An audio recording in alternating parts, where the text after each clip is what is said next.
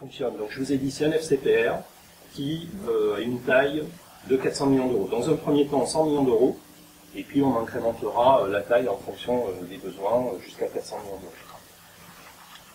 CDC Entreprises et la société de gestion, donc qui instruit les dossiers, enfin, qui instruit les business plans, je devrais dire, parler concrètement, avec un comité de pilotage qui a vocation à orienter la stratégie d'investissement en termes de choix stratégiques, parce qu'il y a une dimension stratégique importante.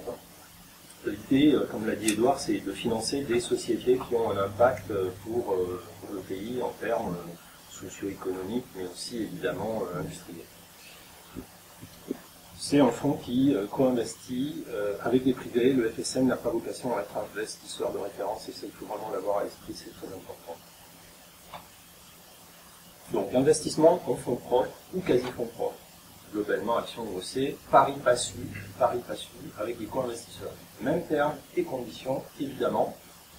Pour des montants de 1 million d'euros minimum, donc on ne financera pas, d'ailleurs c'est cohérent, des dossiers d'amorçage à 300 000 euros, on ne va pas investir puisqu'on met un tiers à 100 000 euros.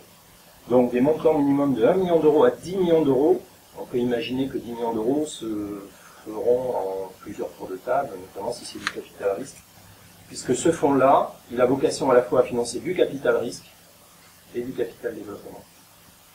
Donc en co-investissement avec des investisseurs privés très importants, on va le redire à chaque fois, parce que c'est une problématique qui n'a pas encore été intégrée, et on est souvent confronté à des porteurs de projets qui nous disent « mais attendez, je ne savais pas qu'il fallait trouver d'autres investisseurs ». C'est un fonds de co-investissement et uniquement de co-investissement.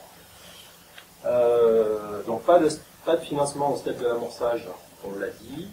Qu'est-ce que ça veut dire concrètement? Une société qui a un chiffre d'affaires inférieur à 250 000 euros n'est qualifiée